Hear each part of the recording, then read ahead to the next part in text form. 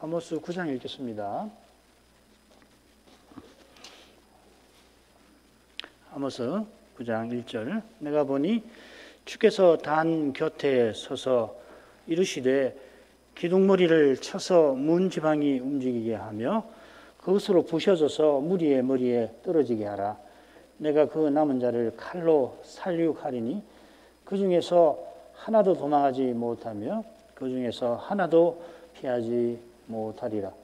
저희가 파고 음부로 내려갈지라도 내 손이 거기서 취하여 낼 것이요 하늘로 올라갈지라도 내가 거기서 취하여 내리울 것이며 갈멜 산 꼭대기에 숨을지라도 내가 거기서 찾아낼 것이요 내 눈을 피하여 바다 밑에 숨을지라도 내가 거기서 뱀을 명하여 물게 할 것이요 그 원수 앞에 사로잡혀 갈지라도 내가 거기서 칼을 명하여 살육하게 할 것이라. 내가 저희에게 주목하여 화를 내리고 복을 내리지 아니하리라 하시니라. 주 만군의 여호와는 땅을 만져 높게 하사 무릇 거기 거한 자로 애통하게 하시며 그 온 땅으로 하수에 넘침 같이 솟아오르며 애굽 강같이 낮아지게 하시는 자요. 그 전을 하늘에 세우시며 그 궁창에 기초를 땅에 두시며 바닷물을 불러 지면에 쏟으시는 자니 그 이름은 여호와시니라. 여호와께서 가라사대 이스라엘 자손들아 너희는 내게 구수족속 같이 아니하냐. 내가 이스라엘을 애굽 땅에서 블레셋 사람을 갑돌에서 아람 사람을 키일에서 올라오게 하지 아니하였느냐. 보라 주 여호와 내가 범죄한 나라에 주목하여 지면에서 멸하리라. 그러나 야곱의 집은 온전히 멸하지는 아니하리라. 이는 여호와의 말씀이니라. 내가 명령하여 이스라엘 족속을 만국 중에 체질하기를 곡식을 체질함 같이 하려니와 그 한 알갱이도 땅에 떨어지지 아니하리라. 내 백성 중에서 말하기를 화가 우리에게 미치지 아니하며 임하지 아니하리라 하는 모든 죄인은 칼에 죽으리라. 그날에 내가 다윗에 무너진 천막을 일으키고 그 틈을 막으며 그 퇴락한 것을 일으켜서 예적과 같이 세우고 저희로 에돔의 남은 자와 내 이름으로 일컫는 만국을 기업으로 얻게 하리라. 이는 이를 행하시는 여호와의 말씀이니라. 여호와께서 가라사대 보라 날이 이를지라. 그때에 밭가는 자가 곡식 빼는 자의 뒤를 이으며 포도를 밟는 자가 씨 뿌리는 자의 뒤를 이으며 산들은 단 포도주를 흘리며 작은 산들은 녹으리라. 내가 내 백성 이스라엘에 사로잡힌 것을 돌이키리니 저희가 황무한 성읍을 건축하고 거하며 포도를 심고 그 포도주를 마시며 과원들을 만들고 그 과실을 먹으리라. 내가 저희를 그 본토에 심으리니 저희가 나의 준 땅에서 다시 뽑히지 아니하리라. 이는 내 하나님 여호와의 말씀이니라. 아모스 9장은 이 짝을 이루는 첫째 단락 1, 2장이죠. 1장, 1, 2장처럼 이 열국과 이스라엘이 등장합니다. 아모스 1, 2장이 이스라엘도 열국처럼 죄로 말미암아 심판받는 주제를 다루는데 이 주제가 7째 단락 9장에도 나옵니다. 아울러서 이스라엘과 열국의 구원이 아모스 9장의 마지막 부분에 전체 아모스의 맺은 말로서 다루어지고 있습니다. 머릿말 1, 2장과 맺은 말 9장 그 사이에 5단락에 줄곧 이 구원의 심판의 주제가 이어지고 그러나 구원의 주제가 뭐 전혀 나오지 않는 건 아니에요. 5장의 일부가 나오는데 그런데 이 구원의 주제가 아모스 9장에 이르러서는 분명한 주제로 나옵니다. 줄거리를 보죠. 1절부터 4절은 5째 이상입니다. 성소가 파괴되고 이스라엘이 사로잡히게 될 거다 하는 내용이고요. 그 다음 5절부터 10절까지 하나님께서 이스라엘을 반드시 심판하시지만은 온전히 멸하지는 아니하신다 합니다. 그리고 11절부터 15절까지는 장차 여호와께서 다윗에 무너진 천막을 장막을 일으키시고 이스라엘을 회복하실 것이다 하는 내용입니다. 그러니까 선지자는 이 성소의 관점에서 이 1절에 성소의 파괴가 나오고 또 6절인가 보면 거기 전이라는 말 나오고 그 다음에 11절에도 이 다윗의 천막 다음 시간에 이 다윗의 천막이 무엇인가를 생각할 텐데 여기 성소 위주로 봐야 할 겁니다. 그 관점에서 이스라엘의 심판과 구원을 전합니다. 하나님의 심판은 성소의 파괴로부터 시작해서 마침내 이스라엘을 포로 잡혀가게 하십니다. 그처럼 장차 여호와께서 다윗의 무너진 장막을 일으키시고 이스라엘의 사로잡힌 자를 돌이키게 하십니다. 장차 다윗의 장막을 일으켜 세울 때에 에돔의 남은 자와 내 이름으로 일컫는 만국을 이스라엘이 기업으로 얻게 하십니다. 이 말씀 9장 11, 12절을 예루살렘 회의에서 야고보 선생이 이방인의 구원을 전하던 베드로 사도를 지지하면서 인용을 하죠. 이 위대한 구원은 그 전을 하늘에 세우시는 여호와께 있습니다. 하늘 성전은 지상 성전과 달리 영원히 견고합니다. 거기서 여호와께서 신비하게 하나님 뜻을 이루십니다. 그 신비함이 무엇보다 야곱의 집은 온전히 멸하지 아니하시는 데에 있습니다. 하나님 사랑의 구원의 신비가 있습니다. 하나님께서 이스라엘만 아니라 구스, 애굽, 블라셋, 아람 사람에게도 사랑을 드러내십니다.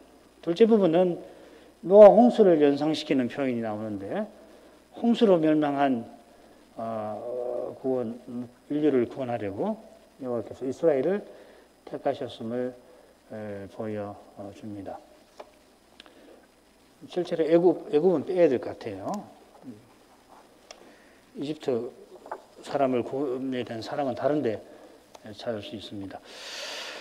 1절부터 4절을 보겠습니다. 내가 보니 주께서 단 곁에 서서 이르시되 기둥머리를 쳐서 문지방이 움직이게 하며 그것으로 부셔져서 머리에 떨어지게 하라. 내가 그 남은 자를 칼로 살육하리니 그 중에서 하나도 도망하지 못하며 그 중에서 하나도 피하지 못하리라. 저희가 파고 음부로 들어갈지라도 내 손이 거기서 취하여 낼 것이요 하늘로 올라갈지라도 내가 거기서 취하여 내리울 것이며 갈멜산 꼭대기에 숨을지라도 내가 거기서 찾아낼 것이요 내 눈을 피하여 바다 밑에 숨을지라도 내가 거기서 뱀을 명하여 물게 할 것이요 그 원수 앞에 사로잡혀 갈지라도 내가 거기서 칼을 명하여 살육하게 할 것이라. 내가 저희에게 주목하여 화를 내리고 복을 내리지 아니하리라 하시니라.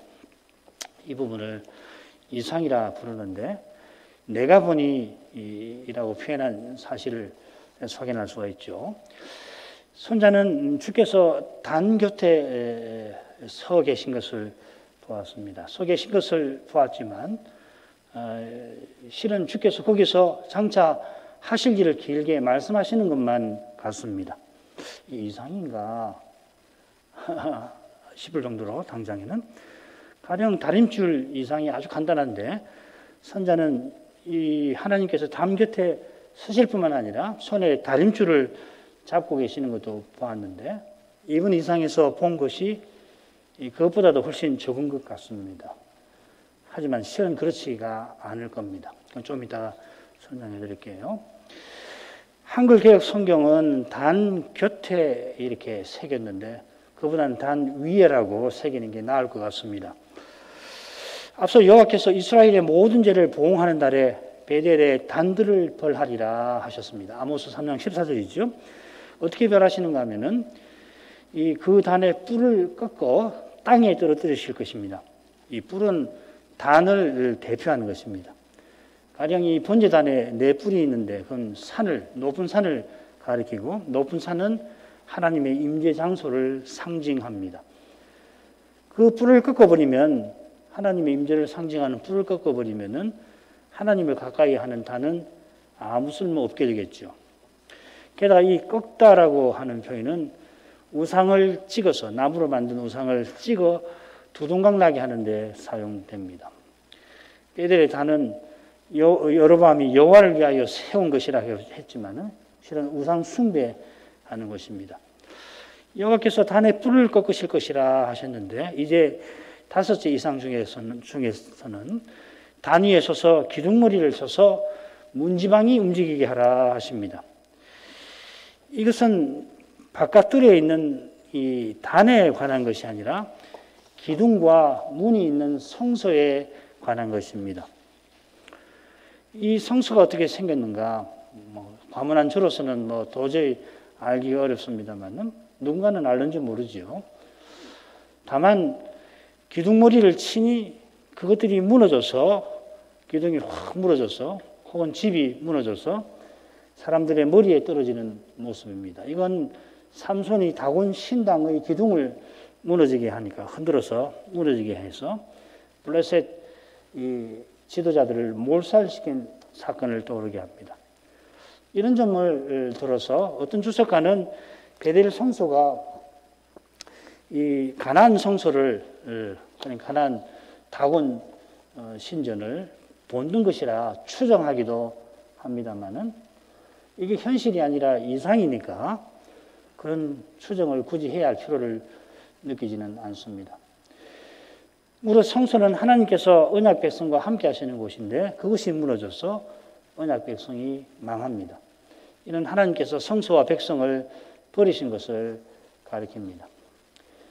무리의 머리라 이렇게 새겼는데 원문은 모든 사람의 머리라고 되어 있습니다. 왜 모든을 번역해서 뺐는지 잘 모르겠습니다만은 이어 그 남은 자라는 표현과 관계가 있지 않나. 이 남은 자들은 도피하니까 성소가 모든 사람의 머리 위에 무너져서 많이 죽는데 다 죽는 게 아니라 용케 피한 사람이 있습니다. 그 사람은 내가 칼로 살육하리라 하십니다. 한 사람도 도망하지 못하고 피하지 못하게 하리라. 멸망해서 피하지 못하게 하리라 하십니다. 이런 것을 보면은 이 성소에 있는 사람들이 누굴까 궁금해집니다. 이들은 사절에 그 원수 앞에 사로잡혀 갈지라도 여호와께서 포로 잡혀간 거기까지 가서 칼로 죽이실 사람입니다. 그런데 14절을 보면은 여호와께서 포로에서 돌아오게 하실 일을 약속하시죠. 이런 약속을 참조하면은 지금 이상 중에서 성소에 있는 사람들은 이스라엘의 악한 지도자들, 곧 베델의 제사장들과 불의한 부자들 같습니다. 삼손이 다곤 신당에서 블레셋의 지도자들을 다 죽였듯이 여호와께서 베델의 성소에서 악한 지도자들을 심판하실 것입니다. 자, 이런 점에 비추어서 2, 3절의 경고를 살필만 합니다. 여호와께서 얼마나 철저히 심판하실지 알리십니다. 성소에서 용케 피한 자들이 땅을 파고 음부로 들어갈지라도 또 하늘로 올라갈지라도 갈멜산 꼭대기에 숨을지라도 거기 굴이 많잖아요. 심지어 바다 밑에 숨을지라도 여호와의 심판을 절대 피하지 못합니다. 음부는 가장 낮은 곳이고 하늘은 가장 높은 곳이죠. 아무리 낮은 곳과 높은 곳에 도망하더라도 여호와의 손을 피하지 못합니다. 갈멜산 꼭대기 이 두 번 나오는데 1장 2절에 나왔죠. 이곳에 동굴이 많은데 여호와께서 아합의 핍박을 피해 자기 선자들을 숨겨두셨습니다. 여호와께서 장차 이 갈멜산 꼭대기를 마르게 하실 것이다. 굉장히 농사가 잘 되는 곳인데 마르게 하시겠다 했는데 거기 숨는 이들도 여호와의 심판을 피하지 못하게 할 거다 하십니다. 여호와의 눈을 피해서 바다 밑에 숨는다 해도 거기서 뱀에게 물릴 겁니다. 여기 이 뱀은 바다에 있으니까 탄닌이라든지 리오야단 이 괴물들이죠, 그죠? 성경에 나오는 이 거대한 괴수들인데 여기 뱀도 나하시라는 말인데 이 바다 괴물일 겁니다.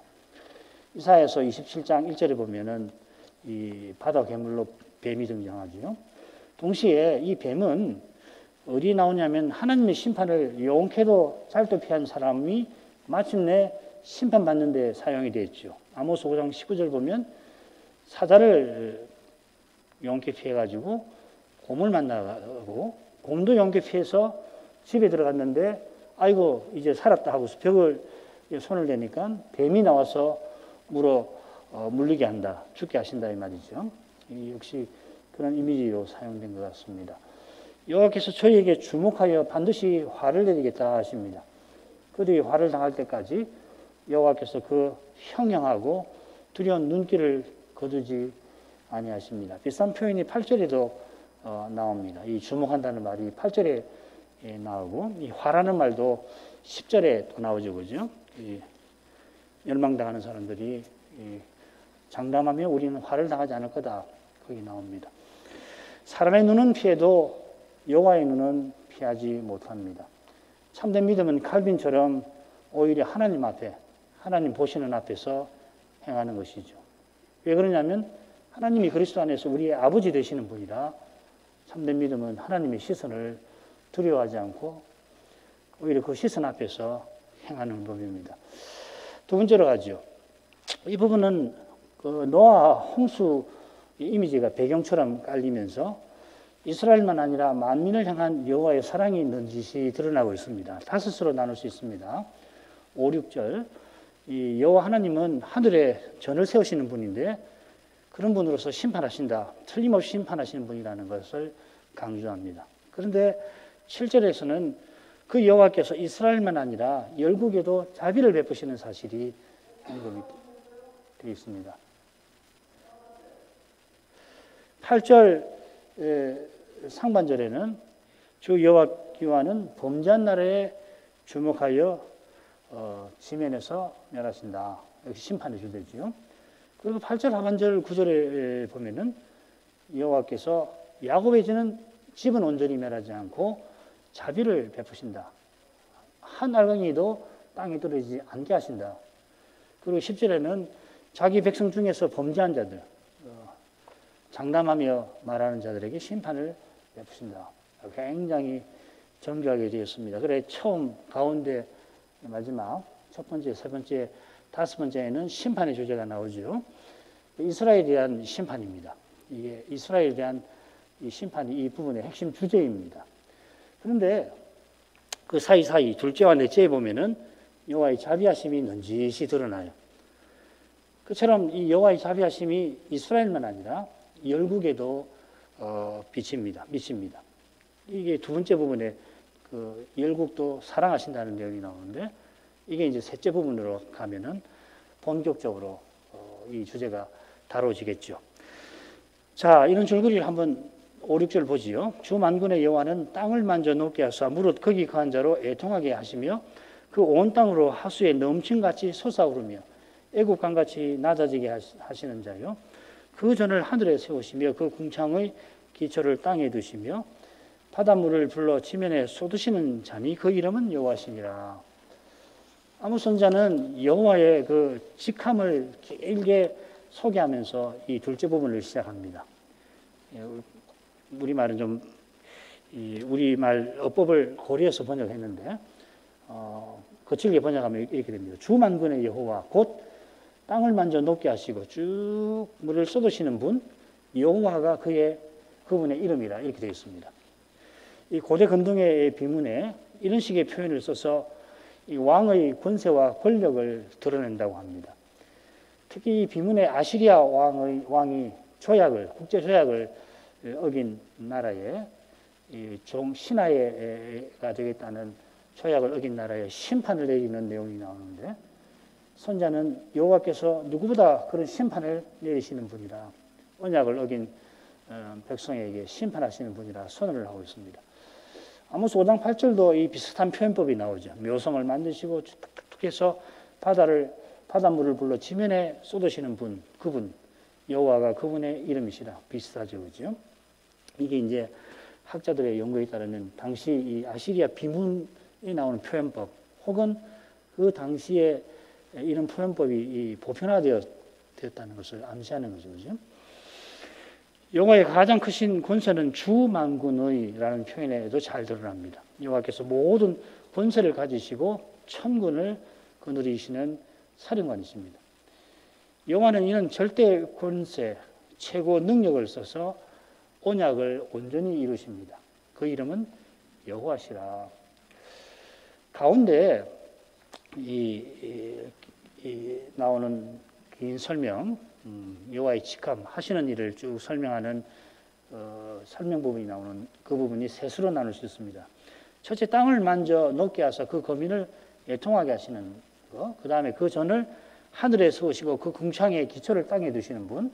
바닷물을 불러 지면에 쏟으시는 분. 이렇게 나와 있습니다. 첫째 부분과 비슷한 내용은 아모스 8장 8절에 나왔죠. 이로 인하여 땅이 떨지 않겠으며 그 가운데 모든 거민이 애통하지 않겠느냐. 온 땅이 하수에 넘친같이 솟아오르며 애국강같이 뛰놀다가 낮아지리라. 이 이스라엘의 멸망을 큰 지진으로 경고하신 것이라고 우리가 해석을 했죠. 그죠? 이것과 짝을 이루는 것이 셋째 부분일 겁니다. 바닷물을 불러 지면에 쏟으신 것입니다. 이 큰 해일이 일어나는 것을 가리키는데 5장 8절에서 이 부분 해석하면서 이건 이방을 불러서 이스라엘을 치시는 것을 상징하는 걸 거다. 이렇게 우리가 살폈습니다. 그러니까 이스라엘에 대한 심판이 앞뒤로 나오는 거죠. 그죠?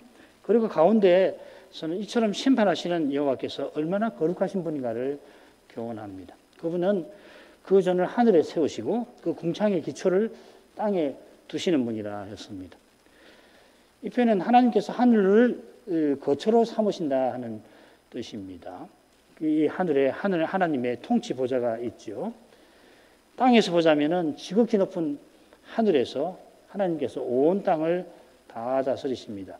자, 이런 점에 비추어서 이 궁창의 기초를 땅에 두신다는 표현을 좀 살펴야 할 것 같습니다. 우선 이 궁창이라고 번역을 했는데 출중한 히브리 학자들이 해놓은 해석에 근거해서 이 궁창이라고 번역을 해놨습니다. 그런데 이 전이라고 번역된 말은 뭐냐면 계단들이라는 말이거든요. 그러니까 솔로몬 이 보좌에 보면 6계단이 있잖아요. 그 계단들이라는 말은 결국은 집을 가리키는 이 표현법, 그 환유법이라고 그러죠. 부분을 들어 전체를 나타내는 그 수사법인데 이 계단이라는 말을 가지고서 이 학자들은 성경은 이 전이라고 집이라고 번역을 한 거죠. 저는 궁창도 이 궁전의 둥근 천장으로 보는 것이 좋습니다. 그런데 이 천장의 이 기초를 땅에 두었다고 한다면은 바로 앞에 땅이 흔들리고 바로 뒤에 해일이 땅을 덮치는 문맥에 비추면 좀 어색합니다. 그보다는 이렇게 흔들리는 땅 위에라고, 땅 위에 하늘 의존에 기초를 두셨다고 새기는 것이 옳을 것입니다. 땅에가 아니고 땅 위에. 그 기초를 두신 곳, 하늘 의존에 기초를 두신 곳이 바로 궁창이죠. 시편 104편 3절 물에 자기 누각에 들보를 얹으시며 하늘을 건물로 하나님이 거처인 하늘을 건물로 묘사하면서 그 기초를 그 들보를 물에 얹으셨다 이렇게 하셨습니다. 이게 이제 궁창 위의 물이죠, 그죠? 창조의 둘째 날에 궁창이 있으라 하시고 시온의 물이 궁창 아래의 물과 궁창 위의 물로 나누게 하셨습니다. 그러니까 시편 104편 3절의 물, 하나님 거하시는 하늘 궁전의 그 들보를 얹으시는 물은 궁창 위의 물입니다. 여호와께서 노아 시대에 이 궁창 위의 물을 땅에 쏟아지게 하여 심판을 행하셨습니다. 하나님께서 계신 하늘 의존은 이 물 위에 있어서 영원히 경고합니다. 주의 통치 보좌는 의와 공의의 기초 위에 견고합니다. 거기서 여호와께서 거룩한 심판을 내리십니다. 7절로 갑니다. 여호와께서 가라사대 이스라엘 자손들아 너희는 내게 구수족속 같이 아니하냐. 내가 이스라엘을 애굽 땅에서 블레셋을 갓돌에서 아람 사람을 키일에서 올라오게 하지 아니하였느냐. 여호와께서 이스라엘 자손들아 내게 구수 자손 같아 하십니다. 여호와께서 출애굽 때에 이스라엘을 사랑하는 내 아들이라 부르셨습니다. 호세아 11장 1절이죠. 그들이 이제는 여호와께 구수 자손 같습니다. 구수는 함의 자손이죠. 함은 셈이나 야벳과 달리 하나님을 등졌습니다. 이스라엘이 그런 함의 후손인 구수 자손같이 되었습니다. 여호와께서 이스라엘을 이집트에서 올라오게 하셨을 때 특별한 소유로 삼으셨습니다마는 만국 열국 중에 열국과 구별해서 특별한 소유로 삼으셨습니다마는 그런 특별한 사랑을 지금 이스라엘이 저버린 것입니다. 이어 이스라엘이 이집트에서 올라온 벗어난 그 일이 하나님이 하신 일이라는 것을 강조하십니다. 하나님의 사랑에서 나온 일이라는 걸 강조하죠. 이 일이 얼마나 놀라운 일인가. 가난한 사람들이 듣고 간담이 녹을 정도라고 했죠.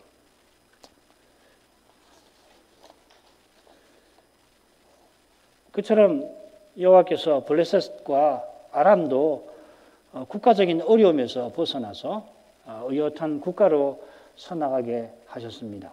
고대 역사의 관문에서 저로서는 언제 블레셋이 갑돌에서 또 어떻게 아람이 키일이라고 하는 데서 올라와서 의젓한 국가로 서게 됐는지 저는 잘 모르겠습니다만은 아무튼 그때 여호와께서 이 블레셋과 아람을 선대하셨습니다. 그러나 그들은 여호와께 감사하지 않습니다. 이스라엘은 이 나라들과 달리 여호와께 크게 감사해야 하는데 역시 그리하지 않습니다. 이스라엘이 여호와께 등진 일을 통하여 여호와께서 이스라엘만 아니라 다른 민족에게도 선대하신 그 사랑이 드러납니다. 여호와께서 내가 야곱은 사랑하고 에서는 미워하였다고도 말씀하실 만큼 이스라엘을 특별히 사랑하셨습니다. 말라기 1장 2절이죠. 왜 이렇게 말씀하셨는가? 그 이유가 있는데 이스라엘이 뭐라고 그러냐면 주께서 어떻게 우리를 사랑하셨나이까 이 원망을 하니까 하나님께서 내가 야곱은 사랑하고 에서는 미워하였다 하셨습니다. 에서가 언약을 짓밟았으니 당장에 에서를 멸하셔야 하셨습니다만은 여호와께서는 가나안 가는 길에 이스라엘들어 에서의 후손 에돔을 미워하지 말라 내 형제니라 미워하지 말라 하십니다. 그처럼 에돔의 남은 자가 회복된 이스라엘의 기업이 될 것입니다. 9장 12절에 에돔의 남은 자가 나오죠. 하나님 사랑은 가히 없습니다. 이 사랑이 장차 포로 잡혀간 이스라엘을 회복되게 합니다. 이것이 짝을 이루는 8절 하반절과 9절의 주제일 것입니다. 8절로 가보죠. 8절 상반절로 가보죠. 여호와의 사랑이 가없이 넓고 크지만은 아울러 한없이 거룩합니다. 여호와께서 사람이 되셔서 우리 죄를 대신 담당하실 만큼 아니 그렇게까지 거룩히 사랑하십니다. 하나님께서 용서치 못할 죄도 없지만 절대 용서하실 수 없는 죄도 있습니다. 그 죄가 바로 성신을 회방하는 배도입니다. 배도는 하나님의 거룩한 처벌을 받으면서도 하나님을 향하여 이를 가는 그런 무서운 죄입니다. 슬픔이 이를 갈미 있으리라. 얼마나 무서운 죄가 무서운지 이런 데서 알 수 있잖아요. 이런 죄는 하나님의 심판을 피할 수가 없지요. 그 내용입니다. 보라 주 여호와 내가 범죄한 나라에 주목하여 지면에서 멸하리라. 그 범죄한 나라는 이스라엘일 것입니다. 4절에서 여호와께서 이스라엘에게 주목하여 화를 내릴 거라 하셨는데 여기도 주목하여 그 범죄한 나라를 심판하십니다. 여호와의 심판은 지면에서 멸하는 것입니다. 노아 시대의 모든 생물을 지면에서 쓸어버리셨는데 범죄한 나라를 여호와께서 그처럼 멸하십니다. 이는 죄가 하나도 없는 세상, 앞서 영원한 형벌을 받으면서 하나님을 향하여 이를 갈게 하는 그런 죄 없어야 되지 않겠습니까? 그런 죄를 없이 해서 영원한 나라를 세우려고 하시는 것입니다. 여호와께서 홍수로 모든 생물을 지면에서 쓸어버리셨지만은 노아와 그 식구는 홍수에서 건져주셨습니다. 노아와 식구가 강포가 가득하고 사람의 마음에 계획이 항상 악한 그 시대 사람들과 달랐던 것입니다. 그러나 그들이 달랐던 이유는 참된 믿음, 그들의 참된 믿음, 곧 하나님의 은혜에 있습니다. 그처럼 여호와께서 범죄한 이스라엘을 멸하시지만 아주 멸하시지는 아니하십니다. 읽겠습니다. 그러나 야곱의 집은 온전히 멸하지는 아니하리라. 이는 여호와의 말씀이니라. 내가 명령하여 이스라엘 족속을 만국 중에 체질하기를 곡식을 체질함 같이 하려니와 그 한 알갱이도 땅에 떨어지지 아니하리라. 이 가운데 보면은 여호와의 말씀, 여호와의 명령이 강조되어 있죠, 그렇죠? 야곱의 집이 온전히 멸망하지 아니하는 이유가 여호와의 말씀에 있습니다. 여호와께서 말씀하신 대로 틀림없이 심판하시고 그처럼 틀림없이 말씀하신 대로 구원하십니다. 하나님께서 언약을 철저히 지키고 신비하게 이루십니다. 이스라엘이 배도한 탓에 여호와께서 선지자를 통하여 심판을 경고하시는데 그 심판의 말씀을 깨닫고 돌이켜 여호와를 찾고 악을 미워하며 선을 사랑하는 이들이 있습니다. 그들이 여호와께서 긍휼히 여기시는 요셉의 남은 자들입니다. 그들은 심판의 말씀에서도 구원과 소망의 빛을 봅니다. 아니, 말씀하시는 하나님에게서 구원과 소망의 빛을 보는 것이죠. 야곱의 집이 온전히 멸하지는 아니하는 이유가 9절에 나옵니다. 9절이 이는 함이나 이것은 이러이러하기 때문이다. 이렇게 시작됩니다. 여호와께서 명령하시고 또 체질하실 것입니다. 이 체질은 만국 중에서 하시는 것입니다. 즉 이스라엘이 포로 잡혀 만국에 흩어지는 심판을 가리킵니다. 여호와의 명령에 이스라엘이 망합니다마는 한 알갱이도 땅에 떨어지지 아니할 것입니다. 범죄한 나라에 속한 백성이라 포로 잡혀가야 합니다마는 여호와께서는 그 포로 생활을 통해서 시련을 통과하게 하십니다. 포로 잡혀가는 길에 말씀을 듣는 이는 오실 메시아를 더욱 바라봅니다. 오직 메시아만 구원자이심을 그는 더욱 깨닫습니다. 신자는 고난을 통해서 그리스도와 함께 하는 것을 생생하게 맛보고 그리스도와 함께 영광 누릴 그날을 더욱 바라보는 것입니다. 그러나 범죄한 자는 심판을 피하지 못합니다. 10절 읽겠습니다. 내 백성 중에서 말하기를 화가 우리에게 미치지 아니하며 임하지 아니하리라 하는 모든 죄인은 칼에 죽으리라. 여호와께서 이 부분 끝에서 내 백성 중 모든 죄인은 칼에 죽을 것이라 선언하십니다. 이는 첫 부분에서 성소가 무너지는 데에서 용케 피해서 적국에 사로잡혀가도 그 사람은 거기서 칼로 죽일 것이라 여호와께서 경고하신 것과 붙어 있을 것 같습니다. 그는 언약을 허물면서도 여호와의 날을 사모하는 자라 했습니다. 자기 행복을 위하여 하나님도 제사도 이용하는 자입니다. 그래서 그들은 화가 우리에게 미치지 않으리라. 우리가 이렇게 제사를 지내서 여호와만 아니라 그 우상들의 마음을 사로잡았기 때문에 우리는 화를 당하지 않을 거다 장담합니다. 그가 말하는 우리가 불의한 부자들이겠죠, 그죠? 이 우리라고 하는 집단이 나오는데 이 불의한 부자들이죠. 이 사교 집단이다, 계급이다, 그렇게 주장하는 학자도 있다고 말씀드렸죠. 그들은 죄인인데 이 표현, 죄인이라고 하는 표현이 심판을 피하지 못할 범죄한 나라에 나왔습니다. 똑같은 말입니다. 이 죄인이라는 말하고 범죄한이라는 말이 똑같은 말입니다. 그들이 자기 행복과 영광을 장담합니다마는 틀림없이 심판받습니다. 영원케 한두 번은 피할지 모르지만은 절대로 피하지 못한다 하십니다. 얼마큼 하지요? 기도할 제목 읽겠습니다. 5째 이상에서도 여호와께서 심판을 경고하십니다. 이 이상은 삼손이 다곤 신당에서 블레셋 지도자들을 진멸한 일을 연상시킵니다. 여호와께서 이번에는 자기 백성을 그렇게 진멸하십니다. 그 이유가 이스라엘이 범죄한 나라가 된 데 있습니다. 그들이 얼마나 범죄했냐 하면은 화가 우리에게 미치지 아니하리라 장담할 정도였습니다. 이들이 특별히 이 불의한 부자들인데 자기 행복과 영광을 위하여 여호와도 우상 섬기듯이, 그러니까 여호와도 우상을 조종하듯이 조종할 수 있을 것처럼 생각한 것입니다. 이스라엘이 여호와께 구스 자손같이 되었습니다마는 하나님을 등진 블레셋 아람 사람도 선대하신 여호와께서 장차 하나님의 언약을 친히 이루실 그 사랑으로 야곱의 집을 완전히는 멸하지 아니하십니다. 범죄한 이들이 포로 잡혀가는 거기서도 쫓아가서 칼로 치시기도 합니다마는 그러나 한 알갱이도 땅에 떨어지지 아니하게 하십니다. 여호와께서 말씀하신 대로 심판하시고 또 구원하십니다.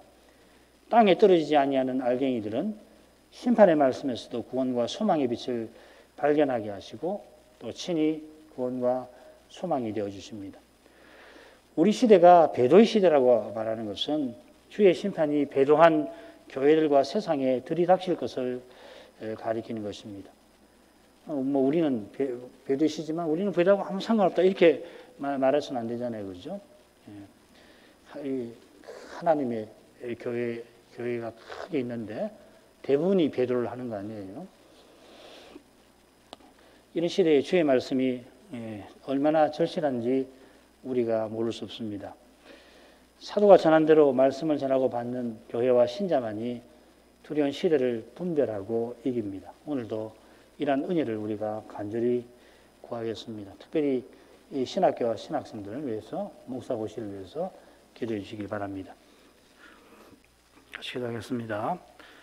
거룩하신 아버지, 아모스 선지자가 혼신의 힘을 쏟아서 자기가 전한 그 말씀을 기록에 남겼을 텐데, 그 말씀의 기록을 마무리할 때에 영광스러운 하나님의 구원을 압축적으로 기록하였습니다.